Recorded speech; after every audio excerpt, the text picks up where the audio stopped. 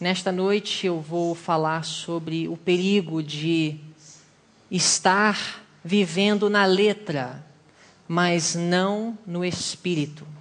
O apóstolo Paulo fala em 2 de Coríntios, capítulo 3, verso 6, que a letra mata e o espírito vivifica.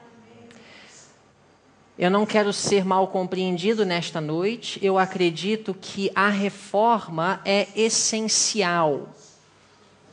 A reforma quer dizer forma nova, forma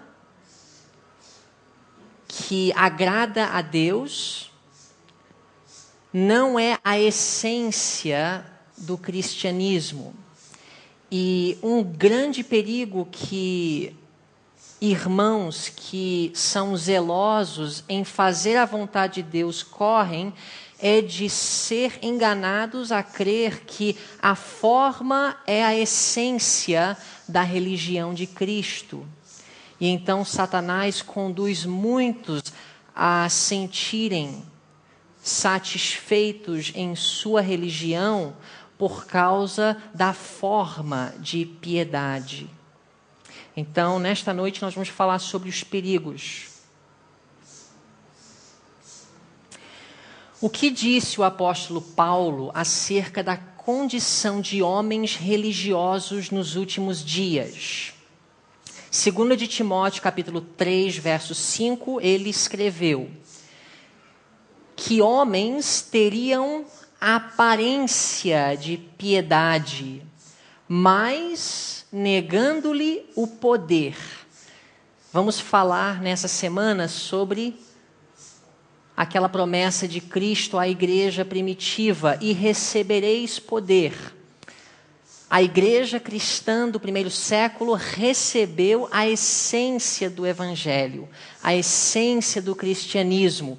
Mas Paulo, com visão profética, olhou para a última geração e viu que a igreja nos últimos dias correria o risco de ter uma aparência de piedade, mas sem ter o poder que deve corresponder à aparência.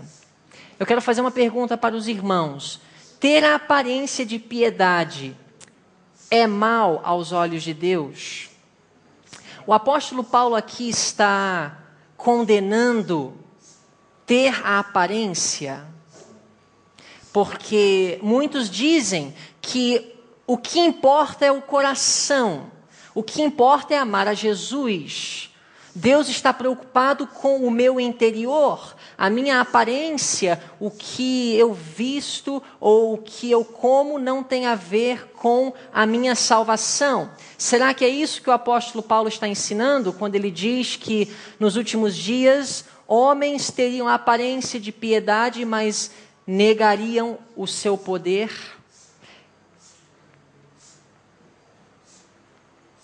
Que parábola Jesus usou para ilustrar a mesma situação? Talvez analisando essa parábola nós vamos compreender o que Paulo estava dizendo quando ele advertiu. Mateus 21, 19, creio que os irmãos conhecem. Jesus, avistando uma figueira à beira do caminho, dela se aproximou e, não achando nela senão folhas somente, e disse-lhe: nunca mais nasça fruto de ti. E a figueira secou imediatamente.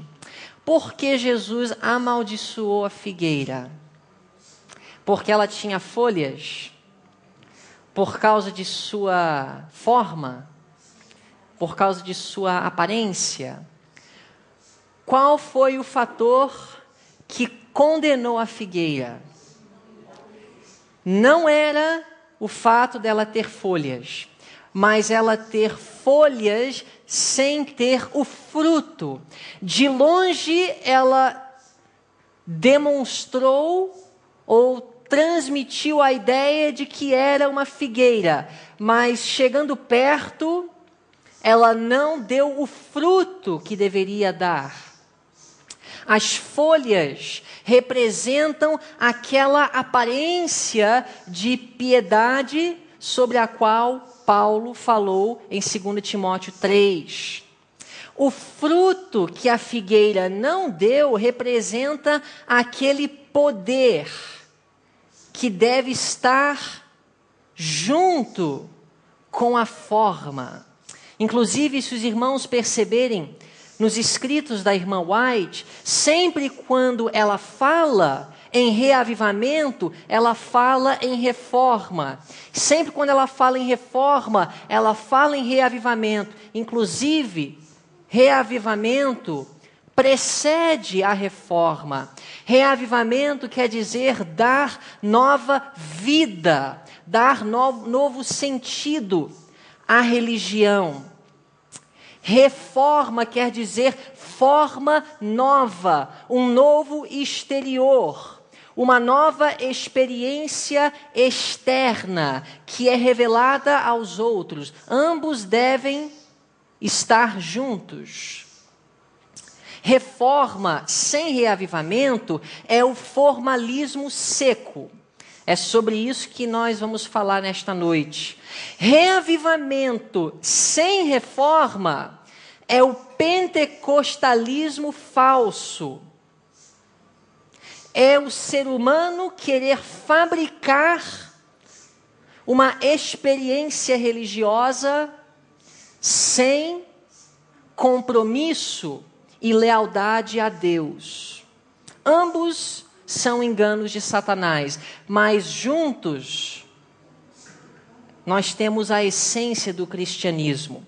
Você não pode ter uma figueira sem folhas. Por isso não podemos dizer, Deus está preocupado apenas com o meu coração, a minha aparência, as coisas externas não importam para Deus. Jesus, ele não condenou a figueira porque ela tinha folhas. As folhas são necessárias. Figueiras que dão fruto têm folhas. Mas é perigoso se satisfazer apenas com folhas. É isso que condenou a figueira e é sobre isso, é contra isso que Paulo advertiu em 2 de Timóteo 3. Como Jesus descreveu a condição dos fariseus e escribas de seus dias? Mateus 23, 23 a 28. Ai de vós, escribas e fariseus, hipócritas. Os irmãos sabem a origem da palavra hipócrita no grego? É da mesma palavra que nós extraímos a palavra ator. Uma pessoa que é hipócrita é uma pessoa que finge. O autor, ele finge, não finge? O artista, certo? Ele finge ser alguém que não é. Essa é a profissão dele. Ele é pago para desempenhar o papel de outro. Agora, existe o perigo de existir hipocrisia dentro do contexto religioso. Inclusive, nós temos que ter cuidado. As crianças identificam muito facilmente a hipocrisia dentro do contexto religioso. Os jovens também querem ser real.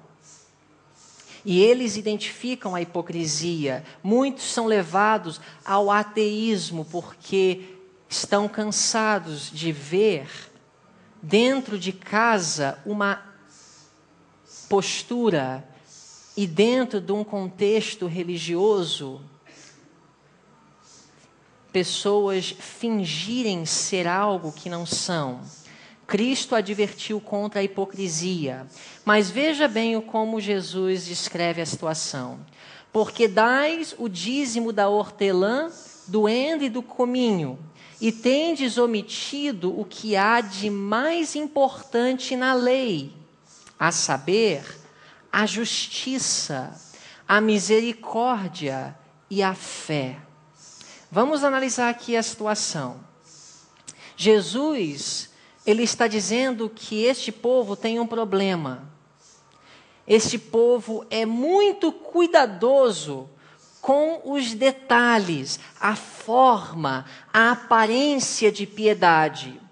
Mas Jesus não está necessariamente condenando o cuidado com essas minúcias da religião. Inclusive, ele elogiou a viúva, aquela senhora que deu aquelas moedas.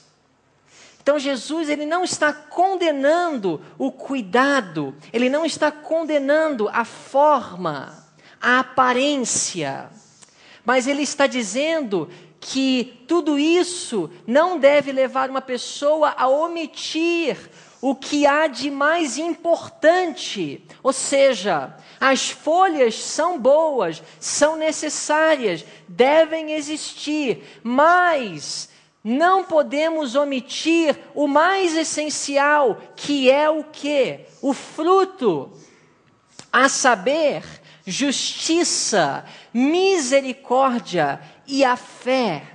Em outros contextos, o amor está envolvido. Estas coisas, porém, devíeis fazer, sem omitir aquelas. Em outras palavras, devemos ter as folhas. Mas ai daqueles que têm folhas, mas não têm fruto. Pedra de tropeço. Jesus disse que ele está pronto a vomitar de sua boca essa classe. Ele prefere que estejamos frios do que mornos. Mas quem dera que fôssemos quentes. Guias cegos, que coais um mosquito e engolis o camelo. Ai de vós, escribas e fariseus hipócritas, porque limpais o exterior do copo e do prato, mas por dentro estão cheios de rapina e de intemperança. Precisamos de um copo limpo no exterior. Nós precisamos de uma aparência de piedade, mas não podemos por dentro estar cheios de rapina e de imundície. O que seria coar o mosquito e engolir o camelo? É justamente ter as folhas e não ter o fruto. O que seria isso? Bom, nos dias de Cristo, eles estavam coando o mosquito e engolindo o camelo. Por exemplo, Jesus curou uma pessoa no sábado e eles eram preocupados com a guarda do sábado. Então, porque Jesus transgrediu o sábado, eles organizaram uma comissão em pleno sábado para planejar a morte de Cristo. Isso é coar o mosquito e engolir o camelo. O que seria coar o mosquito e engolir o camelo hoje? Não seria eu aprender a mensagem da reforma de saúde, me torno vegetariano e eu tento convencer os meus irmãos do plano de Deus acerca da alimentação, mas quando alguém não aceita as minhas convicções, eu começo a agir com o espírito de Satanás. Não seria isso coar o mosquito e engolir o camelo? Ou seja, eu estou fazendo aquilo que Deus quer, mas a minha forma de convencer os outros perde toda razão de existir a mensagem de saúde. Não seria eu estar convencido do sábado e querer convencer um evangélico que eu estou teologicamente correto nas minhas convicções, mas no momento da discussão eu perco a minha paciência com o meu amigo evangélico E ele vê em mim não o fruto do Espírito, mas as obras da carne. E eu ganho a discussão teológica, mas eu perco a alma. Não seria isso coar o mosquito e engolir o camelo? Jesus continua dizendo: fariseu cego, limpa primeiro o interior do copo, para que também o exterior se torne limpo. Ai de vós, escribas e fariseus, hipócritas, porque sois semelhantes aos sepulcros caiados, que por fora realmente parecem formosos, mas por dentro estão cheios de ossos e de toda imundícia. Assim também vós, exteriormente, pareceis justos aos homens, mas por dentro estáis cheios de hipocrisia e de iniquidade. Quem por dentro está cheio do Espírito Santo, irmãos, podem ter certeza, exteriormente parecerá justo aos homens. É impossível eu estar cheio do Espírito Santo e não estar vivendo em harmonia com a luz que Ele mesmo me revela. Ninguém aqui tem dúvida disso, mas nesta noite a minha preocupação não é essa. Porque eu sei que ninguém viria para um congresso como esse, a não ser que estivesse preocupado com a forma. Mas a minha preocupação nesta noite é o formalismo seco. Porque é impossível estar cheio do Espírito Santo e não ter uma aparência de piedade. Mas é possível ter a aparência da piedade e não ter o Espírito Santo. Não ter o poder, a eficácia do Evangelho. Por isso que Paulo diz que nos últimos dias homens teriam a aparência de piedade, mas negariam a eficácia, o poder, a essência, aquilo que torna a religião ter sentido. Que surpresa terão muitos membros da igreja quando Jesus voltar. Jesus disse em Mateus capítulo 7, versos 21 a 23. Nem todo que me diz, Senhor, Senhor, entrará no reino dos céus, mas aquele que faz a vontade de meu Pai que está nos céus. Muitos me dirão naquele dia, Senhor, Senhor, não profetizamos nós em teu nome? Isso é forma. Profetizar no nome de Jesus não é apenas para profetas no verdadeiro sentido da palavra. Profetizar em nome de Jesus é levar a sua palavra, é pregar, é estar envolvido no trabalho missionário. Isso é profetizar em nome de Jesus. Muitos estão substituindo a essência do cristianismo pelo serviço religioso. O serviço cristão é essencial, é necessário, faz parte da forma de piedade que todo verdadeiro cristão terá, mas não pode ser substituído pela essência. Jesus continua dizendo: e em teu nome não expulsamos demônios, e em teu nome não fizemos muitos milagres, e então lhes direi claramente: nunca vos conheci, apartai-vos de mim, vós que praticais a iniquidade. E eu pensei, o que levaria tantas pessoas a chegarem a esse momento tão decisivo e estarem completamente sinceras, mas sinceramente enganadas? Porque pessoas são induzidas por Satanás a substituírem a forma ao verdadeiro cristianismo. O verdadeiro cristianismo, deixa eu colocar melhor, é substituído pela forma. Podemos sentir que estamos bem quando na alma estamos completamente vazios. Podemos passar anos nessa condição sem identificar.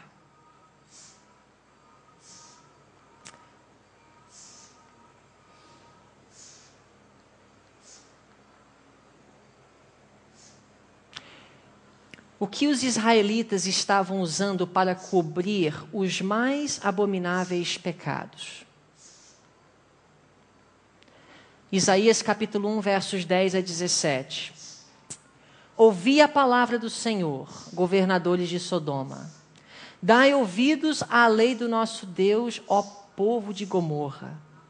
De que me serve a mim a multidão de vossos sacrifícios? Quem pediu os sacrifícios? Foram os israelitas que inventaram o sistema sacrificial? Quem pediu?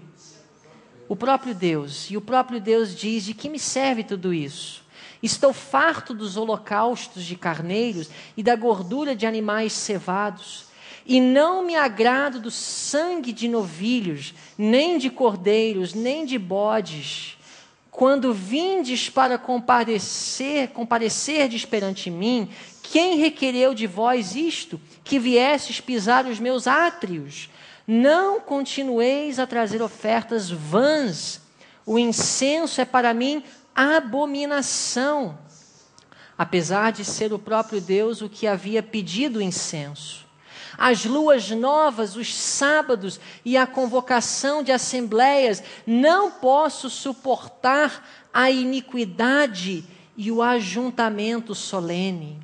As vossas luas novas e as vossas festas fixas, a minha alma as aborrece, já me são pesadas, estou cansado de as sofrer.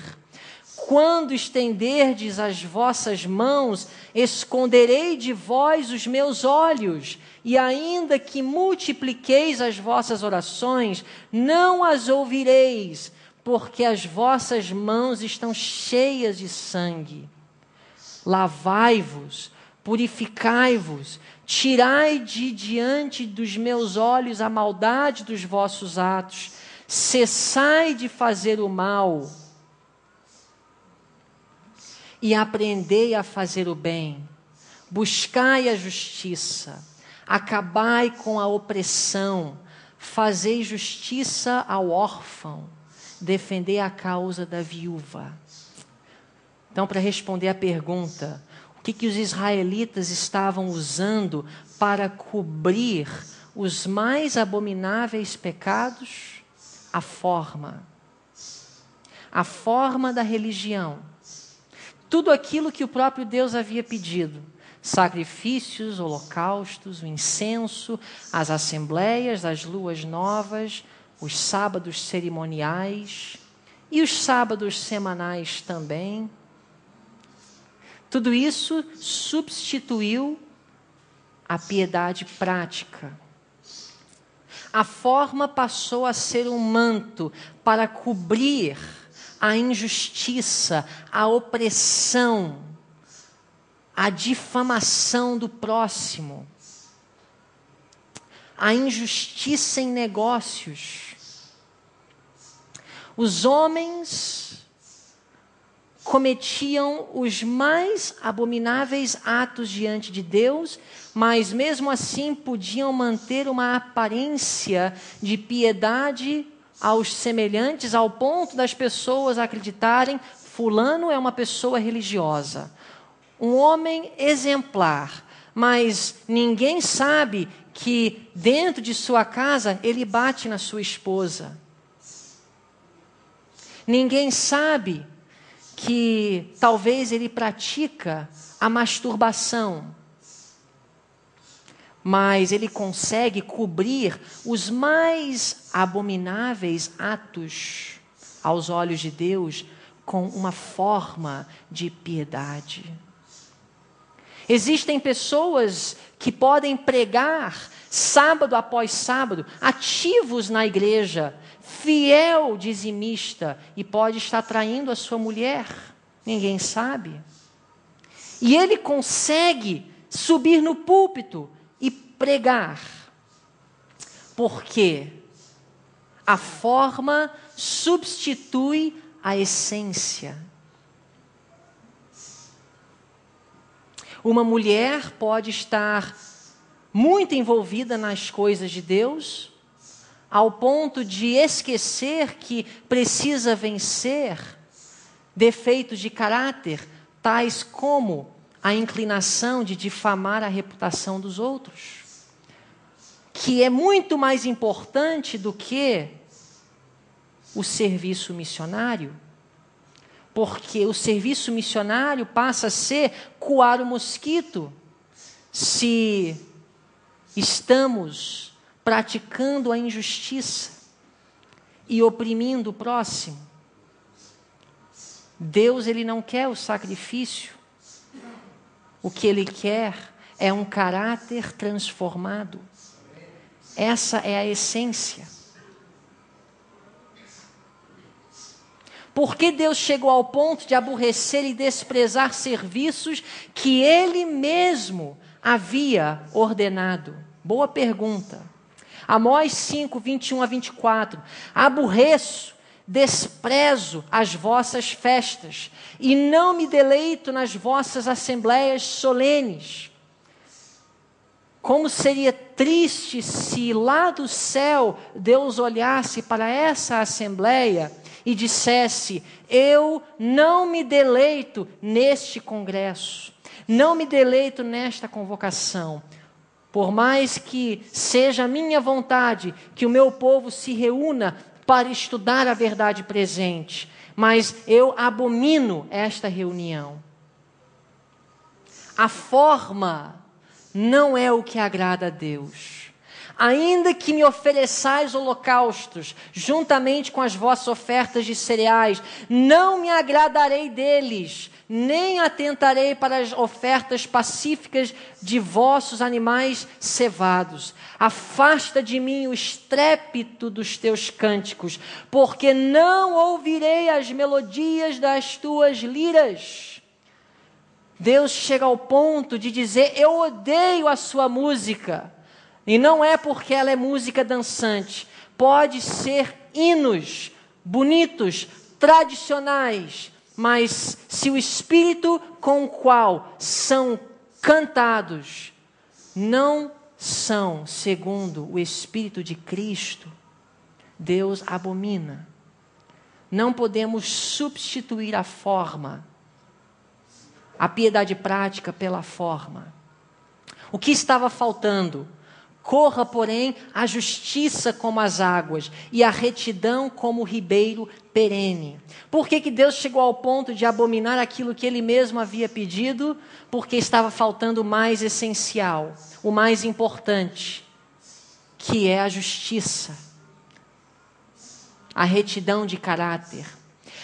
O que tem maior valor diante de Deus? Precisamos responder essa pergunta, irmãos, para não sermos enganados e naquele dia encontrarmos uma grande surpresa.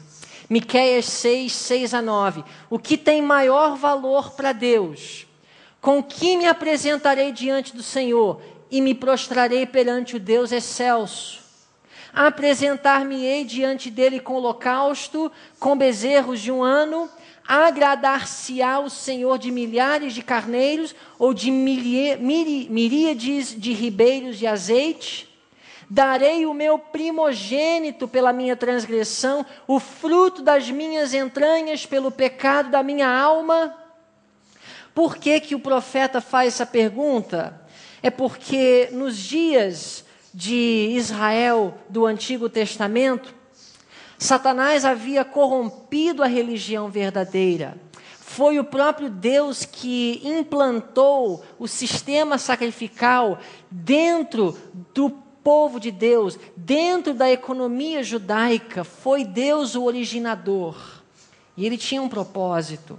Mas Satanás trouxe a contrafação. Era o paganismo. No paganismo também se sacrificava. No paganismo também havia holocaustos. Só que a base de ambas as religiões era oposta. Para o pagão, sacrificar tinha o objetivo de apaziguar os deuses irados. Eu podia praticar o mal, e este mal irava os deuses. Os deuses ficavam chateados, e então no paganismo, o que praticava o mal tinha que equilibrar aquele mal com algum bem. Então ele vinha e sacrificava. O sacrifício apaziguava, agradava os deuses. E então ele saía com uma paz, mas obviamente não era uma paz verdadeira. Era a contrafação de Satanás da religião verdadeira. Mas o ser humano podia então cobrir os mais piores pecados com sacrifícios. Ao sacrificar, ele apaziguava os deuses. E ele não era estimulado a abandonar o mal que ele praticava. Mas no contexto da religião verdadeira, não era para ser assim. Por que Deus instituiu o sistema sacrificial? Para que matar animais? Deus, ele gostava de ver o sofrimento do cordeirinho? Deus gostava de sentir o cheiro das ofertas queimadas? Deus era apaziguado quando o pecador vinha trazer sua oferta? Para o pagão, o sacrifício mudava a mente dos deuses. A atitude dos deuses era transformada para com o transgressor. Mas dentro da religião verdadeira, o sacrifício não era para transformar a atitude de Deus, mas era para transformar a atitude do adorador. Aquele que trazia o sacrifício, ele confessava com contrição no coração os seus pecados, reconhecendo o amor de Deus e a sua misericórdia em lhe dar uma nova chance, em oferecer o dom do perdão. E ao ver o sofrimento de uma vida inocente e ao reconhecer que a causa daquele sofrimento estava diretamente relacionada com o mal que ele havia praticado, ele mudava de atitude. Sua mente era transformada, sua disposição de fazer a vontade de Deus era transformada. Assim que o sacrifício não mudava a mente de Deus, mas mudava a mente do adorador. Era o oposto do paganismo. Mas dentro de Israel, Satanás corrompeu a religião verdadeira, ao ponto que o israelita passou a acreditar que bastava sacrificar. Se eu sacrifico, eu saio bem com Deus. Eu saio em paz. Mas para ele o sacrifício era o fim, e não o meio para alcançar o fim. O fim que Deus idealizou era uma mudança de atitude, uma mudança de mente e de caráter.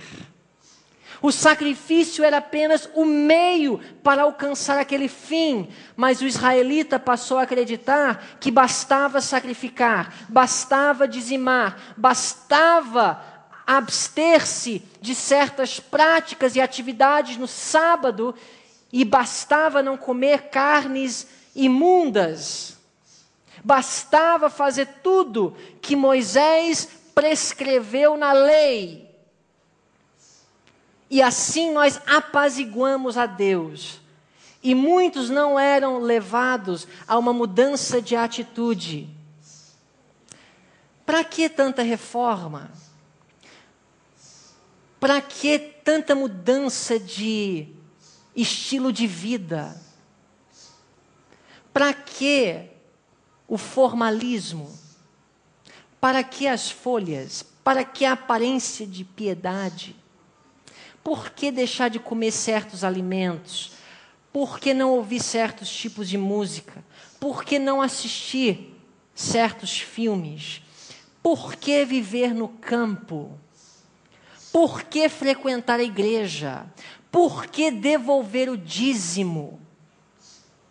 Se nós não passarmos a olhar para todas essas formas como um meio para alcançar o fim, se nós não deixarmos de olhar para tudo isso como o fim, nós vamos perder toda a essência do cristianismo. Por que viver no campo? Porque viver no campo, eu dou a Deus uma oportunidade de transformar minha atitude. Deixar de comer certos alimentos, eu estou fortalecendo a possibilidade de Deus transformar o meu caráter. Deixar de assistir filmes ou praticar os esportes. Para quê? É um meio para alcançar o fim, não é o fim. Você deixar de praticar certos entretenimentos, você não está apaziguando um Deus irado. Você está dizendo para Deus: Senhor, Tu me pedistes isso, então eu entrego a Ti. Eu quero fazer a Tua vontade e assim o Senhor trabalhará na minha mente para transformar a minha atitude. Abster-se de certas práticas tem a ver com fortalecer o espírito e crucificar a carne. Não tem a ver com apaziguar a Deus. Você frequentar os cultos nas quartas, no sábado, domingo à noite, tudo isso é importantíssimo, mas isso não é a essência do cristianismo. É o meio para alcançar o fim. O fim é o caráter de Cristo reproduzido em suas vidas. Ser um vegetariano, mas andar falando mal dos outros, ou odiando o seu próximo, você está coando o mosquito e engolindo o camelo. Você tem as folhas, mas a sua árvore falta o fruto. Ele te declarou, ó homem, o que é bom. E que é que o Senhor requer de ti? Senão que pratiques a justiça, e ames a benevolência, e andes humildemente com teu Deus. A voz do Senhor clama à cidade, e o que é sábio temerá o teu nome. Escutai a vara, e quem a ordenou?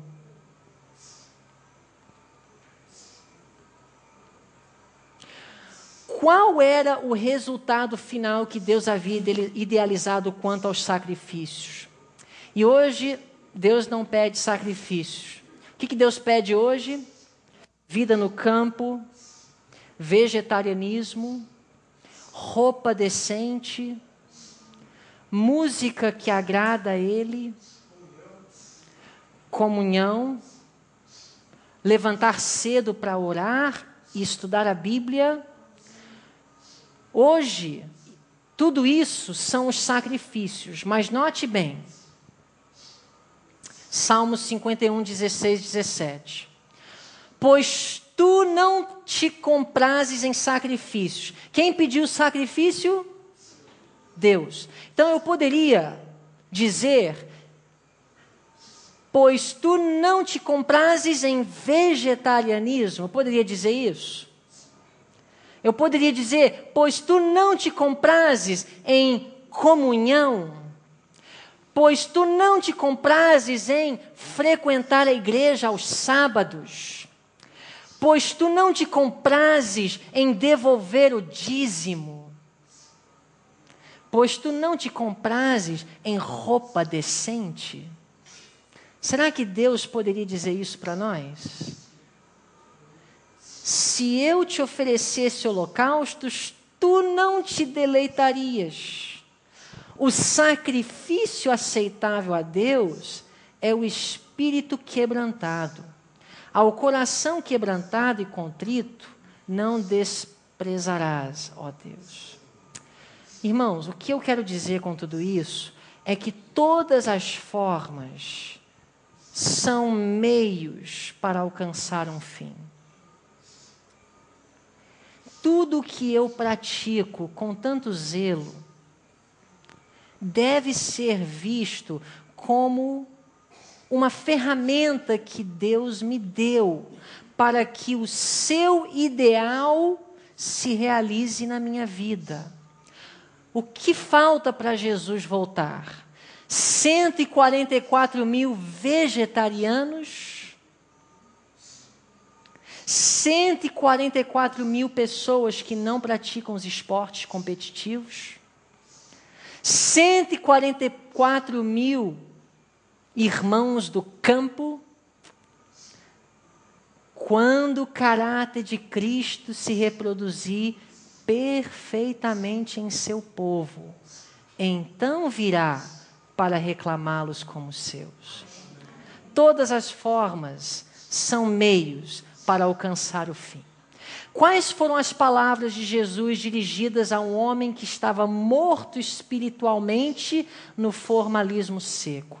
Talvez nesta noite você se encontra nessa situação. Senhor, eu pratico tudo isso, mas por dentro eu me sinto morto, seco, vazio. Não se preocupe, porque Jesus teve vários encontros com pessoas assim. Uma delas foi um homem chamado Nicodemos. João capítulo 3, verso 3. Respondendo-lhe Jesus, em verdade te digo, que se alguém não nascer de novo, não pode ver o reino de Deus. Jesus reconheceu que esse homem estava morto no formalismo seco.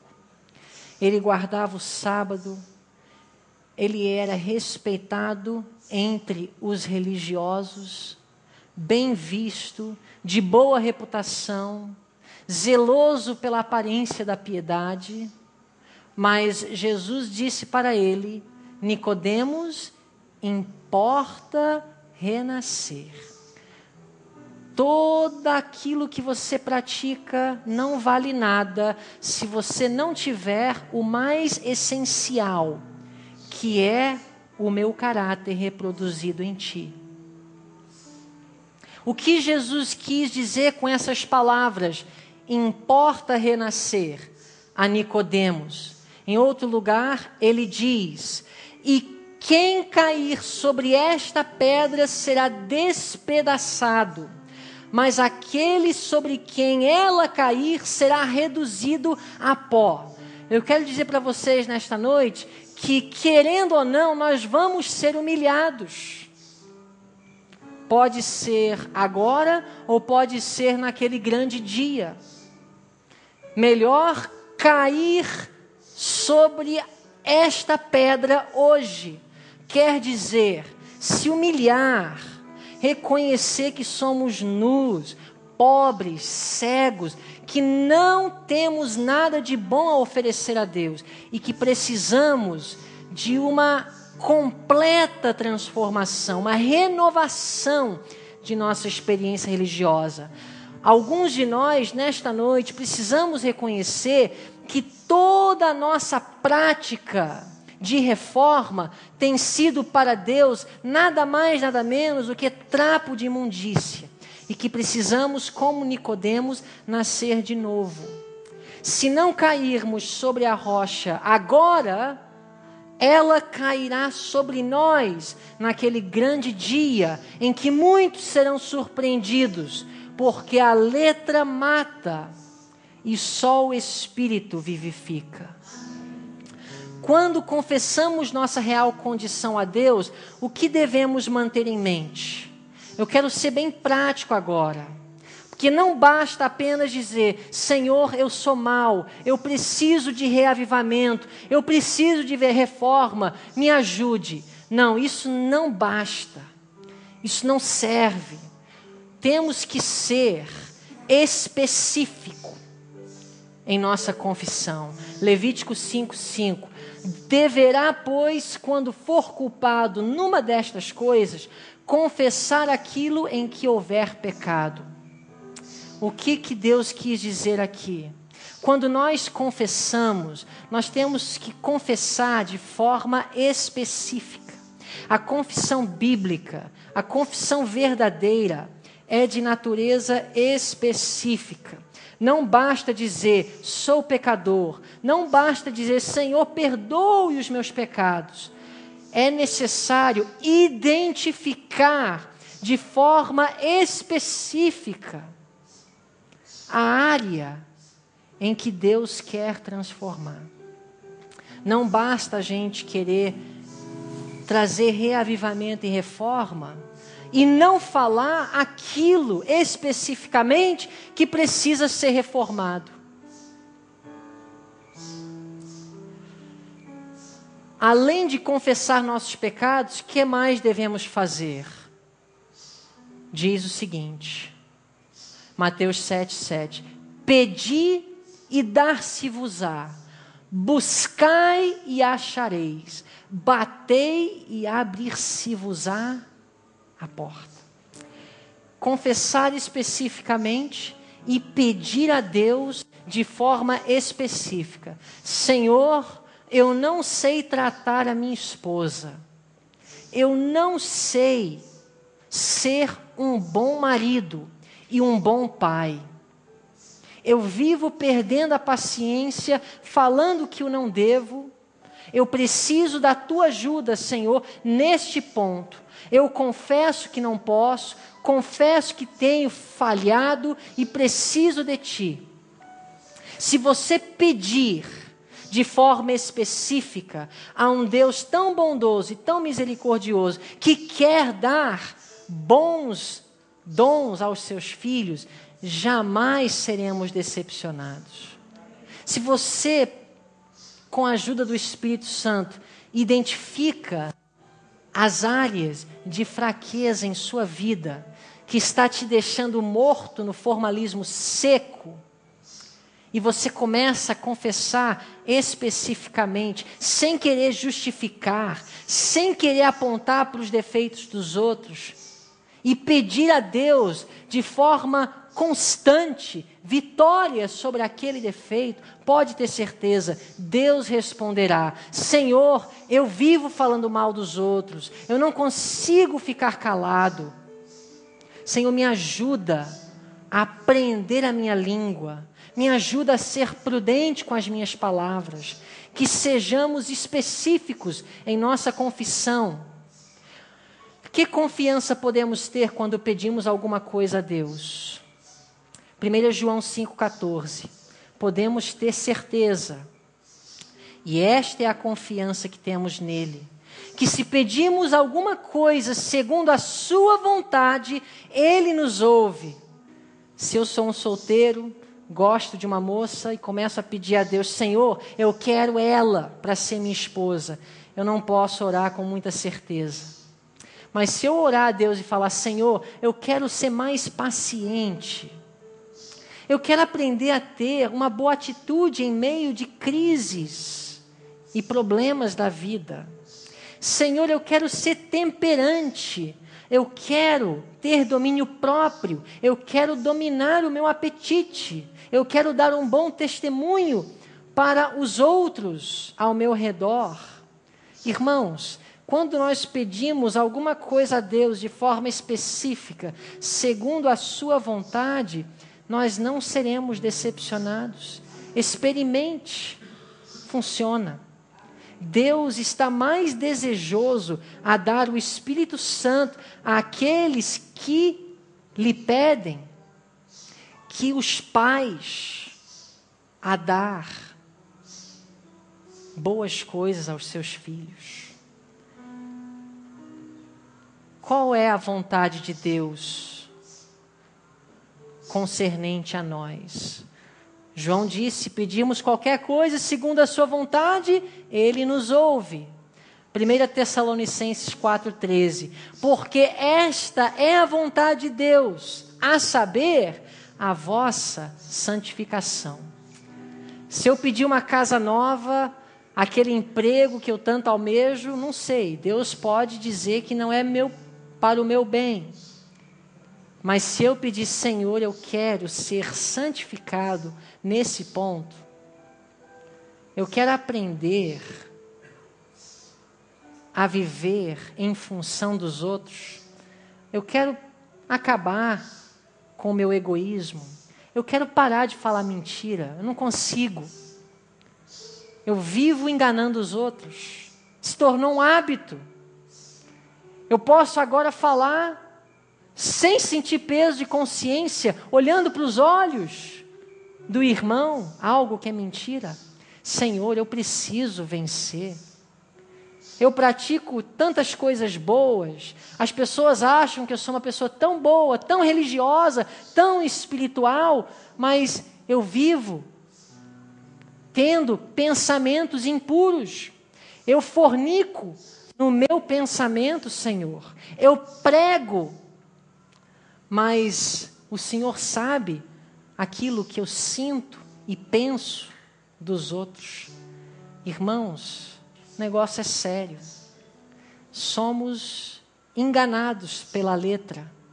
A letra mata, mas o Espírito vivifica. Que convite Jesus faz aos que são cativos do formalismo seco? Para concluir nesta noite: vinde a mim, todos os que estáis cansados e oprimidos, e eu vos aliviarei. Não sei quanto a vocês, mas eu estou cansado. Eu não preciso confessar para vocês as áreas de fraquezas da minha vida, mas eu sei que todo formalismo, toda aparência de piedade que eu posso transparecer para vocês, nada me servirá naquele dia, se eu não colocar sobre o altar de Deus os defeitos do meu caráter. Então, o convite de Deus nesta noite para nós é que coloquemos no altar aquilo que nos separa de Deus, que venhamos a cair sobre a rocha, nos humilhar, não mais justificando as nossas más práticas por causa da atitude de fulano ou ciclano. Se você perdeu a paciência, não é culpa daquela pessoa que provou a sua paciência. Aquele mau fruto estava dentro do seu coração e aquela pessoa apenas desencadeou aquela reação má. Queremos ser reavivados. Que essa semana seja uma semana de transformação em nossas vidas.